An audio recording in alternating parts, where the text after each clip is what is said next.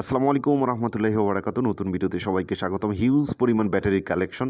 ইতিমধ্যে যারা আমার কাছ থেকে ব্যাটারিগুলো নিয়েছেন অবশ্যই কমেন্টে বলবেন ভালো না মন্দ, কারণ অনেকেই আমাকে হোয়াটসঅ্যাপে বলছেন যে ভাই ব্যাটারিগুলো খুব ভালো, আর ভালো হবে নেই কেন, এগুলো একবারে নিউ সেল থেকে কালেক্ট করা, যেই সেলগুলো কখনোই ব্যবহার হয় নাই। তো আলহামদুলিল্লাহ ব্যাটারির সাথে সাথে আমরা আরও অনেক কিছু দিতেছি। অনেকেই চায় যে ভাই ব্যাটারি তো শুধু নেব, সাথে যদি ব্যাটারির হোল্ডার বা বিএমএ সার্কিট বা মোটর এই জিনিসগুলো যদি থাকে তাহলে তো অনেক ভালো হয়।